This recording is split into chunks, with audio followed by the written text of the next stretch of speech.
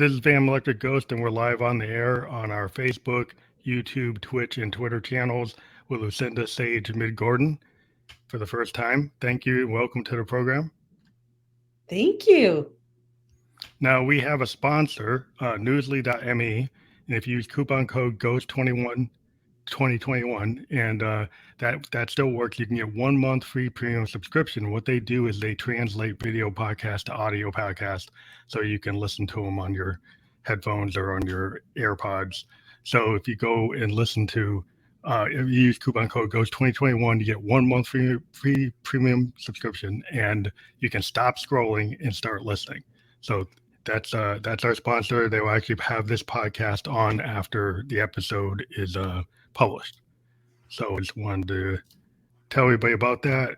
And now we've got your website out, and we've always like to tell people to, every time we talk to an artist or a content creator on this program, we encourage people to check out the website URL that we stream below. So we've got sagewoman.life there. So check that out. Thank so welcome you very to the much. podcast again. Thank you. So I always like to start with every artist or content person that I talk to, and you seem to be a really deep lover of theater and speech and writing and blogging and podcasting. When did you first discover that you wanted to get into like the theater or into written word as your art? Well, I'm 69 years old, so this goes back a way long time, probably when I was maybe 7 or 8 or 9 years old.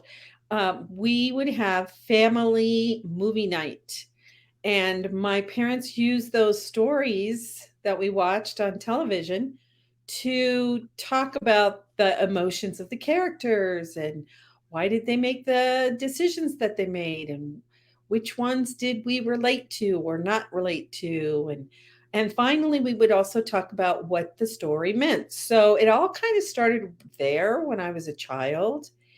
And as I was growing up, it was mostly just my dad and I. When I got to high school, we would watch movies together and talk about them. And so I was the kid in English class that everybody would roll their eyes because whenever we would read something, I would be talking about the characters and what, in the story and what they were thinking and feeling maybe. And all the other kids were like, what, how do you know all this stuff? Well, it's because of my mom and dad. And so after I graduated from high school, I took about a 4-year hiatus. I didn't want to go to college right away.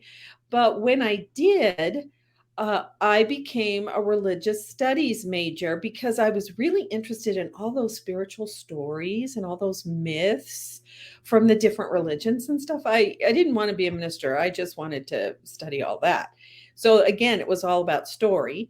And then my second year, I was still studying religious studies, but I became involved in the theater program at the college where I was going.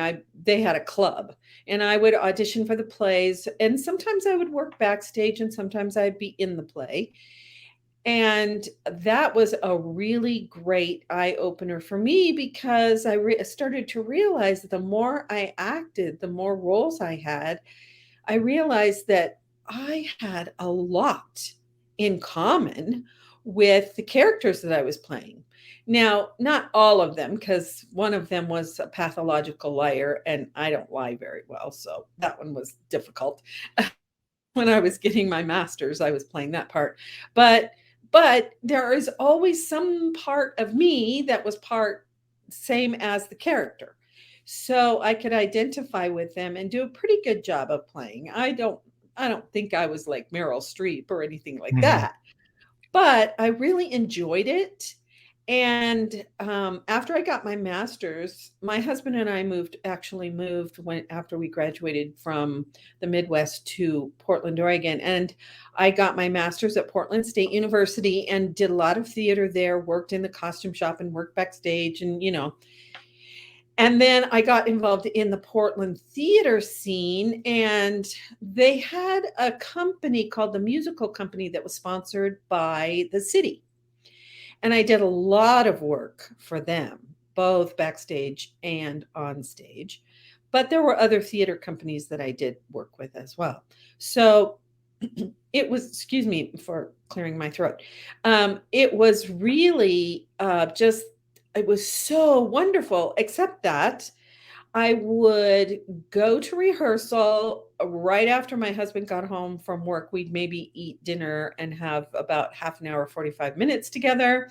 And then I'd be off to rehearsal and I'd get home about 11:30 or 12 o'clock at night, and he would be asleep. And then in the morning, he would kiss me goodbye at 7 o'clock in the morning and wake me up and kiss me goodbye. And so we didn't get to see each other very much. So eventually I had to make a choice. And so I stopped doing Mhm. theater that Oh, that wow. way because, and I mean, I remember the last night of the last show, I just wept because I loved it so much. But sometime later, we moved to Arizona, and then I got to start teaching it, which was Oh, the wow. best of both worlds So then you could because do it during the day and it wouldn't conflict. mhm. Yeah, Yeah. and the when I was directing a play, the rehearsals would be like right after school, Mhm. and we'd finish about maybe 7 or 8 o'clock at night, 7 o'clock, something like that.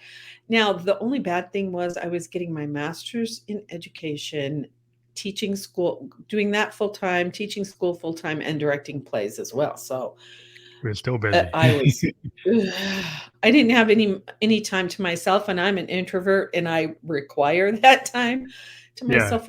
So for those 2 years, that was really, really difficult. But it was also really wonderful. I loved the teaching drama. I discovered how much fun that was.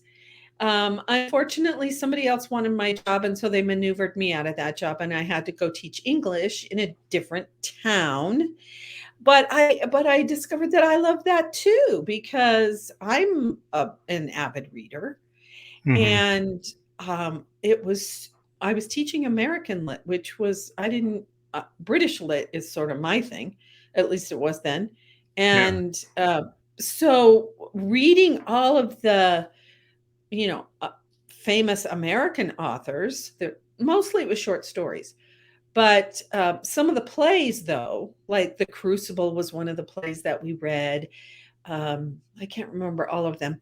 And those, I already knew a lot about those because I had Mhm. studied them. So that was fun. And then sometime as I was teaching English, I realized, you know, excuse me again, I know how to teach these students how to be good writers, and I had always kind of had this lingering wish I could be a writer feeling. I took playwriting and when I was getting my master's and loved that I was in control of the story. Yeah. But you know how that little thing in your head goes, "Oh no, you can't do that. You can't make any money doing that." You know how that goes, Yeah. I'm Well, it's sure. like all musicians, we run into the same thing. It's like, why are you gonna write your own song? Right? Like, Mhm. because people, as soon as you become a musician, people start saying, well, you should just cover other people's songs because you're never going to be as good as Smokey. You're never going to be good as like James Brown. It's like, how could you even try? Right. So there's some Right, musicians, they just kind of psych themselves out of it because right, they look at their heroes and, well, I'm never going to be Hendrix. So I'm right, not even going to try. But I think what people forget is like, you can be the best you, right? You could right, bring something to the table that it didn't exist, and right. you're just trying to compare yourself to like the top people in any field, like you're not giving yourself a chance, you know. Exactly, exactly. Well, and I was when I started teaching at that school, I was like 50 or 51 or something. So I was already pretty far along on my getting rid of that little noise in my head. And so but and also that school was an hour away. School started at 7:20 and I had to be there at 7 o'clock. I had to leave at 6 o'clock in the Oh, wow. morning. I had to get up Big at 4 commute. o'clock in the morning. It was totally against my body clock to do that. But but that was a really great school district to work for, and the students were fantastic. It's just that this some little thing in my being said, you need to stop and be a writer. And which is, a long, long time of me thinking, oh, I can't be a writer. But so I did. I retired after teaching 10 years in public school. I retired and started teaching at the college. So that was part-time teaching at the college. I was teaching acting and introduction to theater. There were only a few classes that I was teaching there. And a class called dramatic structure, which I absolutely loved because it was analyzing stories just like I'd done with my parents. So so while I was teaching part-time at the college, I started working on a memoir, which it was really horrible.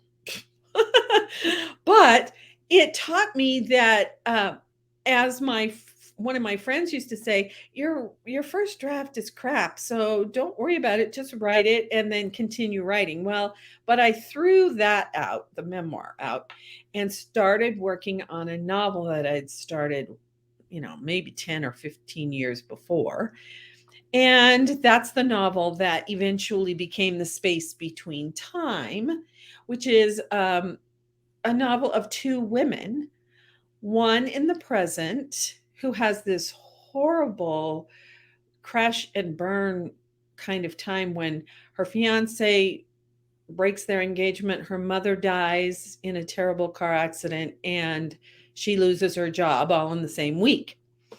And so when she's home taking care of her mom's house and kind of cleaning it out, she inherited the house and it was paid for, so she has a place to live now that she doesn't have a job. She finds these journals, and they are very old. And so she opens them up and starts reading and discovers that they are the journals of her 3 times great-grandmother. And the minute she starts reading them, her consciousness enters her 3 times great-grandmother's consciousness. So it's not a time travel necessarily in that her body goes to another time. It's just her consciousness that goes. And she discovers that when she comes back into her body, no time has passed in her present time. It's like a spiritual kind of sci-fi thing? Mm-hmm. Or magical realism, maybe. Magical realism? Yeah. Yeah. But And yeah, so it seems like something like you could see on a Twilight Zone or yeah, old something school. like that. Yeah. So she and her 3 times great-grandmother lives in Vermont. And well, there's a whole bunch. She's having drama in her life too. But she takes the Oregon Trail. This is 1859, the year that Jenna enters her 3 times great-grandmother's consciousness. She takes the Oregon Trail to Oregon to become a teacher. And so as Morgan, the grandmother's learning things, Jenna's learning things from her too. And so eventually Morgan becomes aware that there's this consciousness inside of her, this extra consciousness inside of her head, and they start to have communication with each other. So and then the sequel, I started right after I finished the rough draft of that, which was in 2015.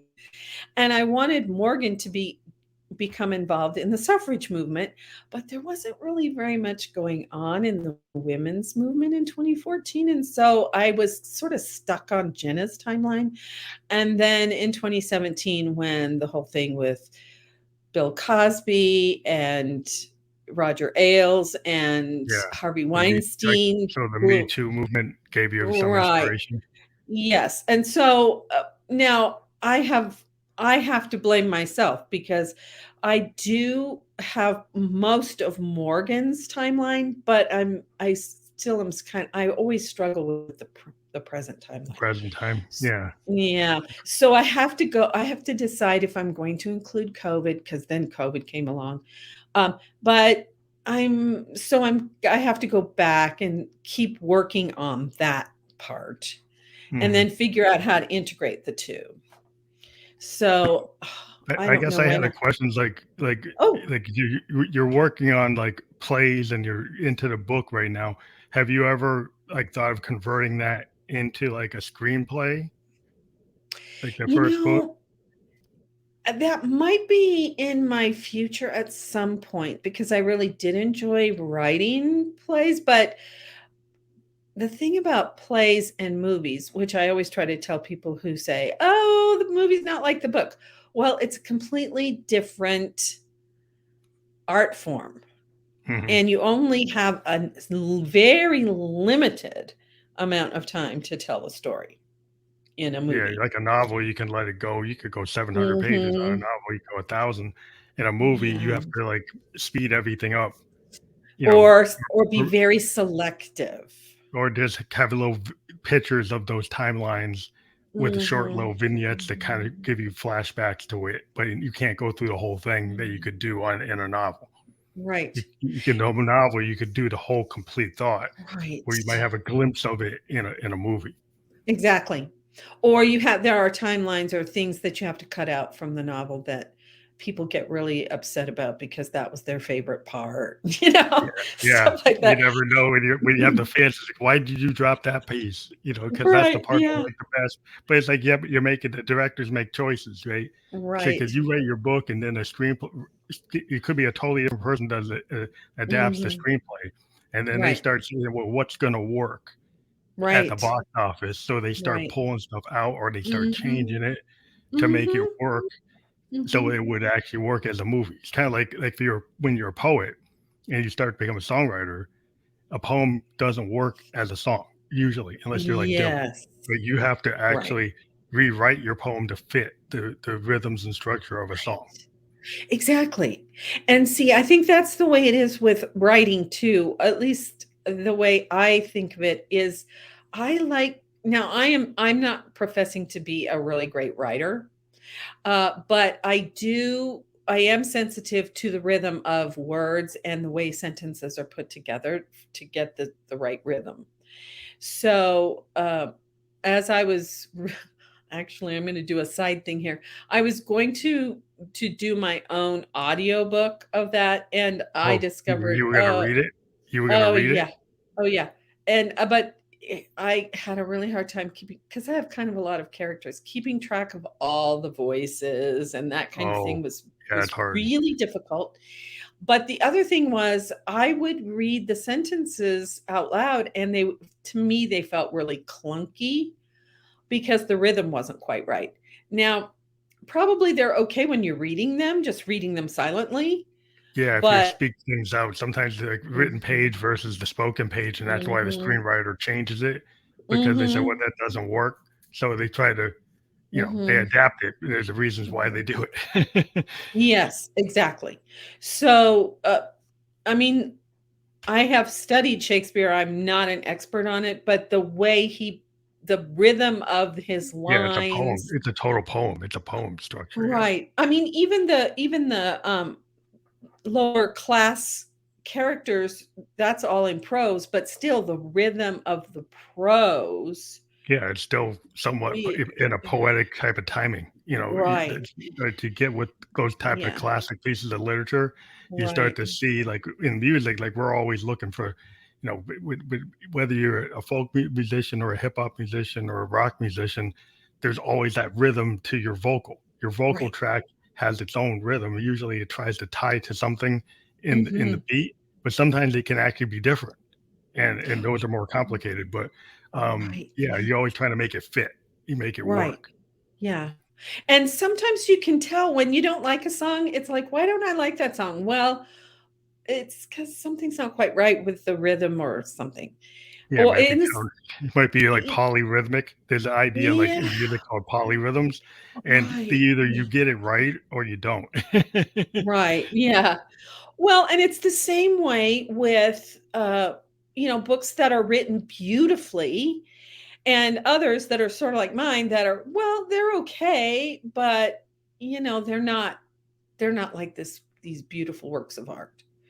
So, to go back to your question though about did I ever think about writing a play? If I do, it won't be these this This these two story, books or story. you would Yeah. actually do a different topic for a play because Mhm. you don't feel this would translate to like off Broadway. Mm-mm. But maybe it Mm-mm. would translate to a movie, but maybe it wouldn't Or, translate to off Broadway or or Broadway type thing, yeah, or like a series, sort of like like a TV show. Outlander. Oh yeah, Yeah. Although, oh my gosh, her books are so dense. I don't know if you've ever read any of them, but I've read 4 of them, and there's so much goes on in them. They can't keep all that stuff in the television yeah, yeah. It's shows. hard to. It's like when you get these, it's like when you take Tolkien, like how much of that do you actually translate to the screen? Because like you Exactly. actually go read The Hobbit and you read those books Mhm. and you see what they did. They did as much Mhm. as they could, but it's still not the depth of what's in Tolkien's books. Right. You know, Exactly. Exactly. Yeah. So, well, and there are different ways that movie makers try to get that depth, but it's not, it's all visual yeah, mostly. you deal with the visuals because that's what you can try to interpret, and you can try to Right. put that like layers into that. But so it's really interesting um, that you've been in these different formats. But like, what's the hardest or most fun parts of either doing a play or writing a book? Probably just starting. Uh, I'll give an example. The year, it was only actually a few months before the Harvey Weinstein story broke. I had decided I was going to direct at the college Measure for Measure, which is Shakespeare's version of Me Too kind of situation. Hmm. And I had seen it years ago when I was in undergraduate school, and I absolutely loved the play, but it's not done very often. It's not a Yeah, I play haven't that's heard done that very much often. about it. I'm not that familiar with it. I guess it's not that common. Yeah, I don't know why. Maybe it's being done more now since Me Too and Yeah, Time's probably Up it movement. is. But but I had never directed a Shakespeare play before, and just the language alone is really difficult. And I wanted it to be something that was very vibrant, something where the actors are active and they're, interacting with each other and their body language fits what they're saying. But I didn't quite know how to do that. So fortunately, I was contacted by a theater professional who was kind of on hiatus between jobs. And his father happens to live in a town not too far from where I live. I live out in the country. And he said, I've done that play 7 times. I have a shortened version of it, and I'd be willing to help you. Oh, wow. So I said, oh, fantastic. So he did help, although he got a job. This theater company that knows him, they had an emergency and they needed him to come up to Alaska to fix their play, whatever it was. So he had to leave kind of in the middle of he was there at the beginning and he was there at the end. But his advice to the students, to me, was so helpful, and it made the play successful. And so that started a collaboration for several years. And now he's taking over all my classes. I've retired now from the college, Oh, wow. and he's taking over all my classes. So, but yeah, I learned so much from him about the different kinds of rhythms and how the students could interact with each other. And, but in that situation, I just had to begin. It was daunting. It's always daunting to But that's start a interesting book. that you found a partnership or a collaborator because I think a lot of Mhm. people think like, oh, when you're an author, that's like just a one person effort. Mhm. But a lot of times Mhm. their editors or their friends that are kind of involved with the Right. writer, giving them like Right. assistance. And it's interesting Yes. that you always ended up finding somebody to be like a co-collaborator or in the process, or is just with like theater that you would do that? Or would you do that with your other writing? Well, I did have a couple of women who helped me with the space between time because I had written a lot of it, but I just felt stalled. And so they helped me kind of clean it up, get rid of certain things that because a lot of times you write and write and write and write, but there are certain things that slow down the action. You need to write them. You need to know that backstory of that character, or whatever, but you don't need it in the story. So Hmm. they helped me with that. They helped me with transitions. But unfortunately, both of them have died now, so I don't really have anybody at the moment. And yes, I think having a writing partner, I have friends on Facebook, and actually both of them have been on my podcast as well, who are writing partners. So they'll call each other. They don't live in the same state even, Hmm. but they'll call each other on a day, like a given day, and they'll write together for half an hour, or maybe it's a couple of days a week or something. That's interesting And because I kind of see that like in musicians, we're kind of, we always tend to do that, mhm, but I never knew, I'm a poet before I became a musician. So I mhm, wrote poetry and then translated it into lyrics. And I did have friends. I have some best friends that I mhm, would like, is this really working? I would have something mhm. I could like take a demo and send it to them before I unleash it on the world. And they kind of give me feedback. Oh, that's not working, or this is not working. Right. I take it or leave it. But yeah, it's good to have people that inner circle that you can bounce stuff Mhm, off of. And I would think, yeah, mhm. anybody that's in the arts probably has some friends that help them do that. Yeah. Now, I can run things by my friend Dave, who is the actor, because he read the space between time, and I'm thinking to myself, oh, I'm so sorry, and he said, oh no, the world building was wonderful, and it's a beautiful story, and so I've had other people, I haven't sold a whole lot of copies, but I've had other people say, when is the second one coming out? Hurry up and finish. And I'm like, really? I didn't think it was that great, Well, that's the Um, thing. Like, I think a lot of artists are kind of self-critical, and that's always mhm. like the thing with like whether or not, like, because you might like when you're a musician, sometimes we have hundreds of songs that never see the light of day, Right. and Oh, sometimes yeah. we have to actually have friends say, "Hey, one that you think isn't good, that's actually the good one." Because sometimes Yes. the best this person to decide what the song should be released isn't always the artist, because like the Mhm. artist sometimes it might be too personal or they don't think it's going to work, and that's the song that works. Like your best friend pushes you, or some editor or producer says that's the one and you don't agree. But I find that, I don't know, maybe in writing that happens too, but in music it happens a lot that the song that you think the audience would like is not the one Yes. they like. It's the one that Right. you would have never put out. Right. Well, I think what you just said kind of touches on vulnerability, because it's that was the most difficult thing for me to learn, and that's why I started writing the blog it's the Sage Woman Chronicles blog in 2013, was so I could learn how to not be so guarded Hmm. of a writer, and to just let all my foibles hang out there. And I think that it's the people who are vulnerable in whatever art form they choose to do are the ones who touch people the most.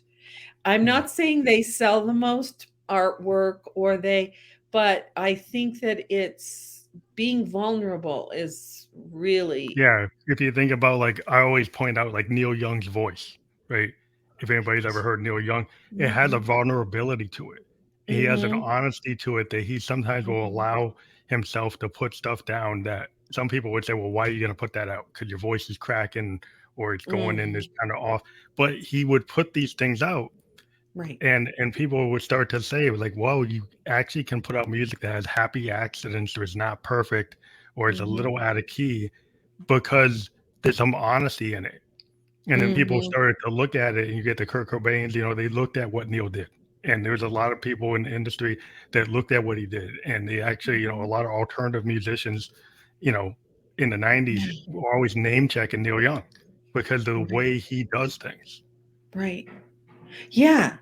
So there are authors out there that I think are so vulnerable, and some of them write nonfiction, like Brene Brown. Her work is all about vulnerability and shame, and in her nonfiction books, she shows, oh, this is what my husband and I went through, and that's when I learned thus and so about my research. I mean, Mhm. that makes it so memorable for me. Yeah. Um, but also there are actors who are really, really vulnerable, and I think they're the ones that a lot of people gravitate toward. I Well, it's mean, kind of like all the method acting, like Joaquin Phoenix, or you get like the De Niro and Mhm, Pacino, kind mhm, of just name checking, old mhm, school. But mhm, the fact that they could get into a character and like kind of get mhm. lost in it, like a Yeah. method acting style, Mhm, where they can find something painful and then mhm. actually live it, and you Yeah, can see them living it on stage, and they've right. become that pain or they become that Yeah, emotion. You're like, that is so powerful when you see an actor that's able yeah. to do that. Well, and I do tell my actors that it's the actor's job to make the audience feel what their character's feeling.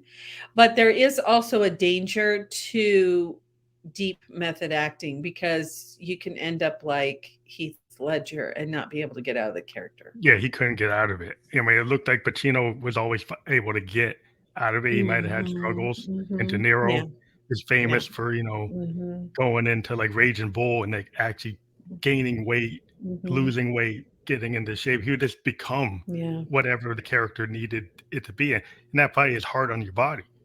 If you do yeah. drastic weight change just for the role, it's probably not good for your health. But Well, method actors will go that far. right. And it's also not good for you psychologically either. And so Dave always, whenever acting students would, because he would team teach with me with acting, and if they had a really difficult scene, he would say, "Okay, this is what I want you to do. Say your name to yourself a whole bunch of times until you start feeling like yourself again, so that you can get out of that really Would you emotional get back to scene." yourself? Yeah. Yeah, because the I think the way Americans translated the Stanislavski method, it was a little too like therapy. Too much. Yeah, and no, Too I'm extreme. I'm not I'm not belittling anybody who uses those Mm. methods and is successful, and that's the way that it's best for them. Uh, but you got to be careful. I'm just saying you have to Well, be yeah, careful. I mean, musicians, we're kind of famous for having our stage self, which is a lot of musicians use theater, right? If you think about Mhm, like Freddie mhm, mhm, Mercury, you think about mhm, Prince, you think about David Bowie. David Bowie was probably the prime example, and Lady Gaga's kind of in the same spirit of mhm. actually going into like he became Ziggy. He Right. became Aladdin Sane. He became the Thin White Duke. He would become those characters, and a lot of times he actually would stay in that character. It was Mhm. I heard he stayed in Ziggy for like a year. He actually Oh, didn't take, he would stay in the Ziggy Stardust even when he was off stage. He wouldn't oh, get out of it. yeah. But that was his method. That's the way he did it. Mhm, But a lot of mhm. musicians, in order to be on stage, they almost are a hyper version of themselves or this other self. Like, Right. Well, and I can understand that because, you have to hype yourself up to go on stage and be that character or whatever. You have to get in a certain state of mind, is what I'm saying. It's sort of yeah, like athletes have to get in the zone. yeah. But it's like a maybe not as intense as a movie because movie could be on the set forever. Musician might be on the set for like 2 hours. But for those Right. 2 hours, they actually become somebody else, you Right. know, and then sometimes it's hard to come down off of that if you're in front of 300,000 people and you were that other Oh, person, oh my you gosh. know? Yeah. Yeah. Well, the amount of energy between the audience and the performer, Yeah. that's what's so addicting in a Yeah, way. it's very difficult. That's what I've had like discussions. I'm a producer with musicians, like when they get on tour and they're in front of that 200,000 crowd festival, and then they get off stage and they're back in like the tour bus. Right. There's a problem that you can get into if you don't Mhm.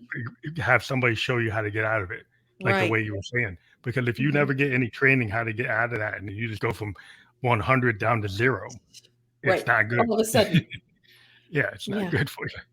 Yeah, right. It is hard. Well, I was talking with a documentarian on my podcast, and Jason Sherman, I think his name is, and he was saying when I'm making the documentary, I'm in the creative mode, and then when I finish that and I have to edit it and I have to market it, he said it's almost like I have to go through this grieving period of being out of the creative part and This then having creative to, zone. Yeah, you yeah, get that more creative. into the like analytical kind of more editing. Like if but the difference between an artist that goes in the studio and just puts it down, and then you get a Mhm, recording engineer that starts looking at it and mhm. trying to actually make it work, right? Where Right. with artists, I could just stream of consciousness do something and do tons of Mhm, takes, and then the mhm. recording engineer is going to kind of figure out how to make it work right, or the Right, producer is going to make it figure out how to work it right, and then the artist can kind of just walk away and then come back and make choices about what those other people show them. oh, But yeah, they can just exactly. be a pure artist Yeah, when they're putting it down, and they don't have to think about the mechanics of what it is unless right. they want to do it. Yeah. Well, and I imagine it's like that for movie actors because you take a little take and then you go away and they set up for the next take. Well, you may have to do that take more than once. But when you're done with that take, you go away while they're setting up for the next whatever it is that you're going to film. And uh I read this not too long ago that all those famous people that were on Friends, Hmm. like Brad Pitt and Bruce Willis and Tom Selleck and oh gosh, who else was on that show? Excuse me. They were terrified because it was in front of a live audience. Yeah, they're not used to They that. weren't used to that. Yeah, And they were they were like so nervous. yeah, it's And I hard can because like the live television audience is totally different than when you have the scenes that are done in a more like don't have that. Then right, you're in a different world, and you probably it's kind of like the feedback when you're a musician in a club, right? Versus being in a booth.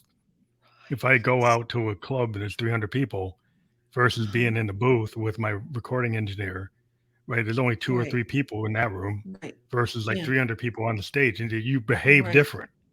And Mhm, sometimes we mhm. actually like to we'll bring recorders to the To live live.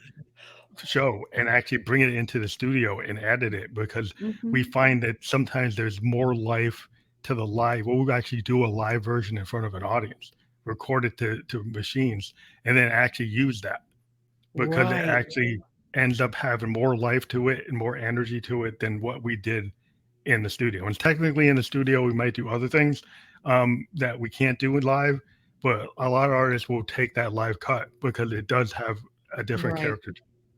Yeah, right. Exactly. Yeah, so what else do you wanna talk about? Well, in terms of your philosophy about teaching theater and your spiritual practice, maybe talk about Mm, those concepts. mm, okay.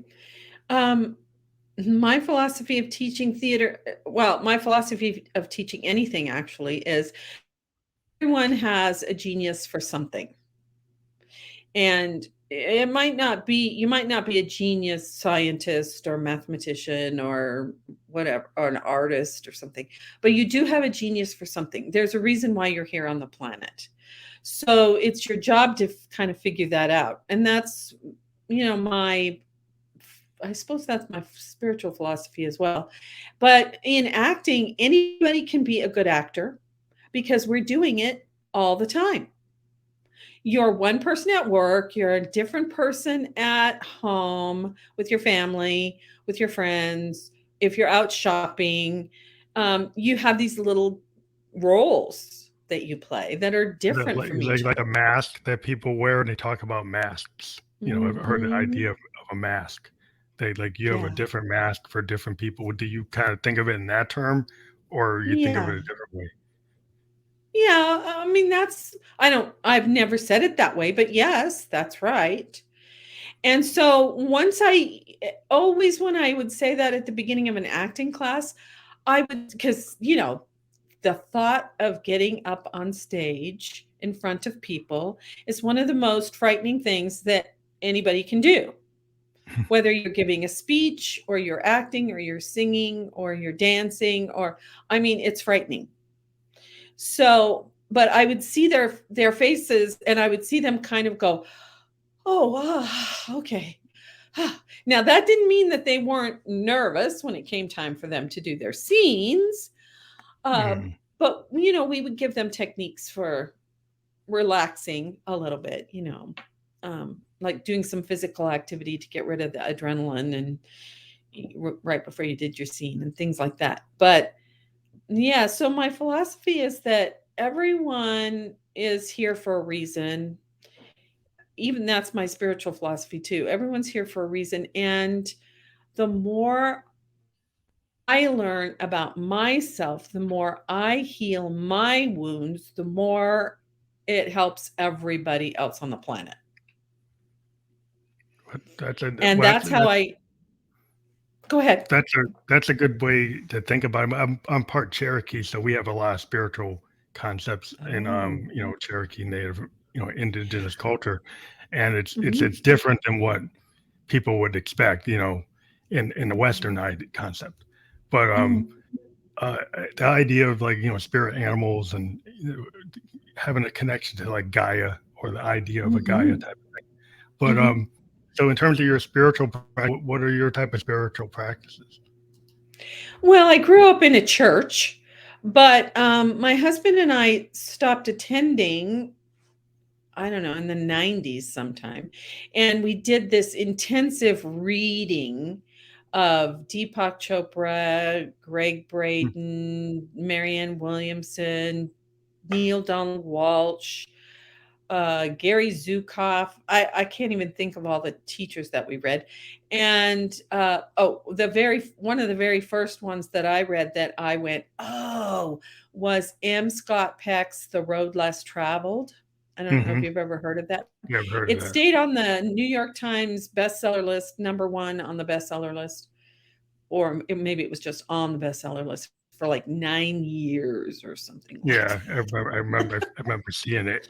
I think when I read the paper, I that. saw it in there. Yeah, and the very first line of the very first sentence is life is difficult. And I remember reading that and going, "Oh, yeah.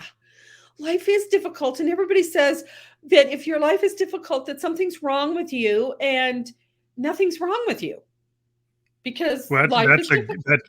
that's a really interesting paradigm because you got like other paradigms, like you said, that will act like, well, there's something wrong with you if you're finding it difficult. But Mhm, that world view is it's accepting that things are difficult. It's accepting that you're probably going through like a crucible. You're going through things that mhm, you have to fail. Like as a mhm, creative person, what I find is I learn from my mistakes. I learn from the failure, mhm, right? mhm, Every musician learns from a commercial failure a lot, right? Compared mhm. to like they probably learn more from the commercial failures than their success, because most of the Right, time we have commercial failures, and so right, it's exactly, very rare that we have the success. And when we have the success, we say, "Well, right, how did I do that?" you know, exactly. Right. Well, and that's one of the things that I say is there are no mistakes. It's just lessons. They're just Y- lessons. yeah, yeah, Um, that's how you and actually so, like you learn. You know, mhm, right, Because if you're exactly. perfect, how are you going to learn anything? It's like you just say Right, that you're perfect and that you never need to practice and you don't need to learn anything new. right, You don't need to pick up a new instrument or a new right, style or get into a new genre. You're just going to stay in the same lane. exactly. I find that boring. Right, As a musician or even a creative person, I don't want to stay in the same genre. So as a right. writer, do you kind of like you don't want to necessarily stay in the same genre when you're working, No. right? Do you decide you want to try something different? Yeah, I mean, I already started a fantasy story, which has just been sitting on my computer for a really long time. But I don't know if I'll ever finish that because I am into the podcasting. I am into my Patreon community, which I just started recently, and Mhm. this new course that I'm starting, which is using stories. to learn exactly what my parents taught me: good communication skills, critical thinking, compassion, empathy, and emotional intelligence. So I'm creating this course about how to use stories for your spiritual journey. I'll call it that. I'm not calling it that necessarily in the course, Hmm. but because I think that all the problems that have ever happened in the world, all the atrocities, all the wars, all of that is because people weren't emotionally mature. They weren't Yeah. emotionally, they were trying to stuff their feelings or whatever. And so the more of us who become emotionally intelligent, the better the Yeah, world well, will be. I totally agree because if you think about most violence comes from fear, and fear Mhm, usually mhm, comes from ignorance. And why do mhm, you have that ignorance is because you're not trying to learn, right? You're narrow. mhm. Like you Yeah, think that you're the only one that knows the truth, and right, that tends to cause somebody else. Well, they think they're the only one that knows the truth, and if you two get next to each other, it's probably not going to come out that good, right, because because that's the problem is people don't want to back down, and then right. people aren't willing to compromise because they get so rigid that they don't see that maybe the better way is to maybe not always win, but maybe decide that, well, today maybe I'm going to learn something from this Yes, other person instead of trying to force them to think my paradigm is better than theirs. right. Well, and I would walk it back even farther than that, is when we feel negative emotions, this is what I learned from the road less traveled, is we stuff them. We stuff those feelings thinking that if we stuff them in a dark corner someplace, then we won't have to deal with them. We won't have to feel them. They won't come back up again and we'll be okay, which is completely the opposite of what happens. Yeah, Those feelings do come up again, and this, if they're triggered by whatever, you maybe get what you were triggered, and it taught. may be like it may come out in an uncontrolled way because you Right. were repressing them, and that Mhm. also leads to like the negative Mhm. consequences. Yeah, I mean, it's what you were talking about. Two people coming together and they're triggering each other and their dark emotions are coming out. And you know, recent more recent studies have shown, and Brené Brown's one of these people, if you deal with your emotions, if you let yourself feel them when they first happen, then they tend to kind of dissipate, and then you don't have these big blow ups later. Yeah, yeah. I think it's like when you have a society that kind of encourages repression in that type of way because it doesn't like you to be honest. I think there's Mm, some things where people like to. I have found in certain scenarios or certain settings, you can't actually tell that truth or what doesn't work well, um, mhm, because they just don't want it. Even if you did it, you'd be kind of shunned from mhm, it because they're not mhm, looking for that, right? They're looking for mhm, something else because they got a different paradigm. But I think you have to do what you need to do for yourself. mhm, So if you find that's going to be like abusive to you or suppress you, mhm, you have to like, mhm, well, that's who you are now. Then it's obvious mhm. you don't feel good in that spot. So maybe you need to Right. find a different place to be. Right. Well, and there, if you're in a situation where it's dangerous for you to share your truth, you can do it in other ways. You can write about it in your journal, or you can write letters to the editor, or Yeah, something, you find something create like that. somebody to be a musician. I mean, what we do as musicians, we take the things that happen to us and we put them into songs, Right. like like Yeah. a, like a painter puts something in the painting. So we Yeah. take the things that happen and we take it and use it Right. um, to Yeah. create art. And so I Right. think Exactly. I think you must do the same thing because as a writer, you've got a lot of depth of everything you're experiencing as an Hmm. artist ends up being in your work. So I would think that's your Right. everything, all your influences, your dreams, your aspirations, everything is Hmm. just coming from like the ether or it's coming from like the universe or the muse, and Right. it's a combination of the things that you know and things that you Mhm. like and things that have happened to you in your dreams and all those things. I think is all Mhm. part of it. Exactly. Yeah. And creative people are just in touch with all of that.